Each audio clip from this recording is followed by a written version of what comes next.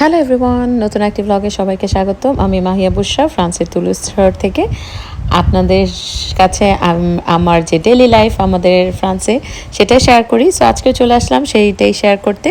So আজকে হচ্ছে সকাল সকাল আমরা বড় 3 বাচ্চাকে স্কুলে ড্রপ করে এই তো আমি, আমার হাজব্যান্ড আর আমাদের ছোট্ট পিচ্চি চলে এসেছি। ওর আজকে অনেকগুলো অ্যাপয়েন্টমেন্ট আছে, অনেকগুলো চেক আপ, অনেক কিছু করাতে হবে।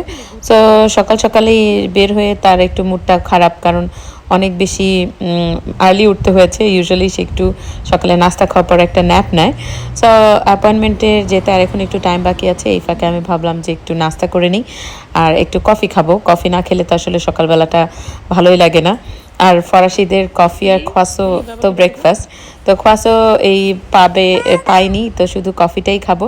আর এই যে টিলি পাখি চেয়ার দেখেই এখন বসে গেছে। আজকে অনেকগুলো অ্যাপয়েন্টমেন্ট, ওর কী কী অ্যাপয়েন্টমেন্টটা মানে 10:30 একটা অ্যাপয়েন্টমেন্ট, এরপরে 11:30 10টা একটা অ্যাপয়েন্টমেন্ট, তারপরে 11:30 একটা অ্যাপয়েন্টমেন্ট, এরপরে হচ্ছে লাঞ্চ ব্রেকের পর 1:30টায় আবার appointment.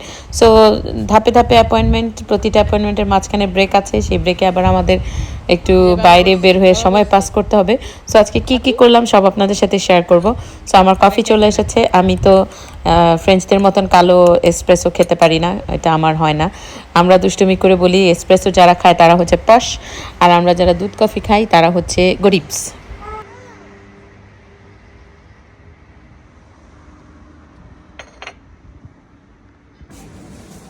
Wow, desserts look so delicious.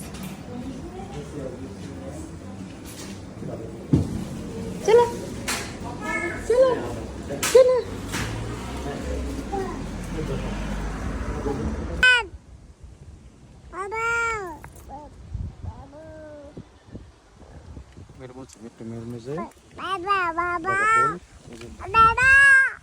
আমাদেরটা বাগাতেল না, আমাদেরটা হচ্ছে ইয়ের ওখানে।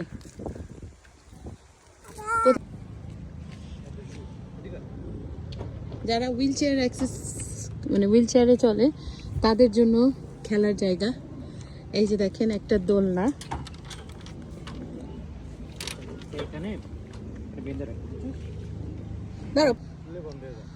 এই যে দেখেন যারা হুইল চেয়ারে চড়ে তাদের জন্য একটা দোলনা।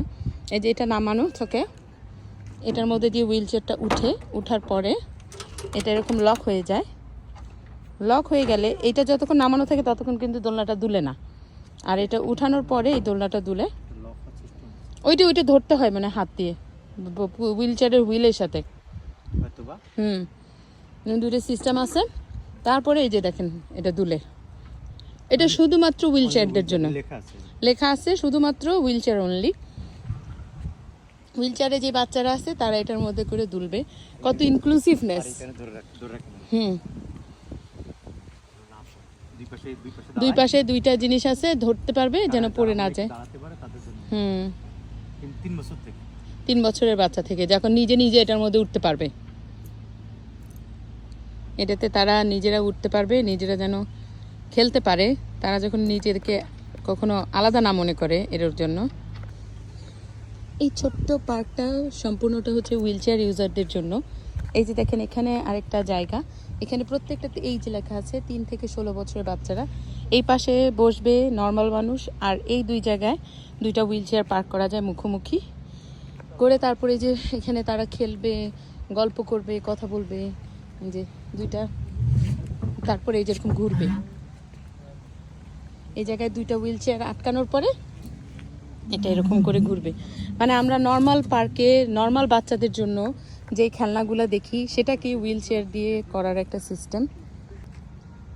সো মানে সব মানুষের জন্য সমান অধিকার আর কি। এই যে এটার মধ্যে হুইল চেয়ার ওঠার পরে এরকম করে ঘুরবে, যেমন করে আমি ঘুরতেছি। সো কেউই যেন ওয়াও শিপ দেখছো টিলি, এটা কি শিপ? শিপ। পাপাকে একটা বকা দিয়ে আসো, পাপাকে একটা পপ বলে দিই। চলে যায় একটু কথা বলে আসি। মুখে দে না, বাবাকে বসতে বলো। এসে টিলি বাবাকে বসতে বলো। তার পাশে বসবো।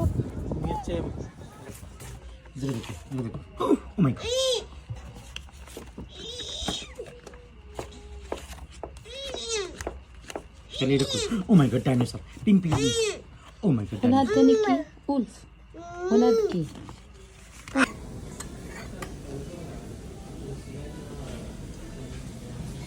Okay. Good luck.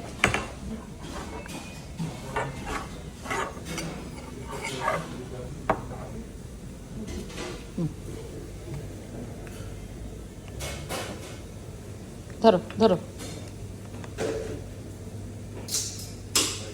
ফুলে আছে তোমার কাছে একটু এক পিস দিও তো কিলি তাইশাকে ডাক দাও তো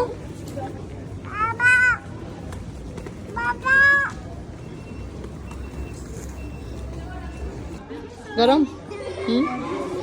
গরম খাও একটু পানি খাও শেষ করছো পানি good Bravo Even it's hot. Even the water. And two babies. One that's one is হ্যাঁ তোর ডাক তাইশা কই যাও আহা কই যাও তুমি সেইভাবেই আজকে আমাদের সারাদিন দৌড়ের উপর কাটলো সেই সকাল 8টায় বের হয়েছি আর এখন বেজে গেছে 6:30 এখন চলে যাব বাসায় সো নেক্সট ব্লগে আবার দেখা হবে টিল দেন সবাই ভালো থাকবেন সুস্থ থাকবেন আর অবশ্যই সাবস্ক্রাইব শেয়ার করতে ভুলবেন না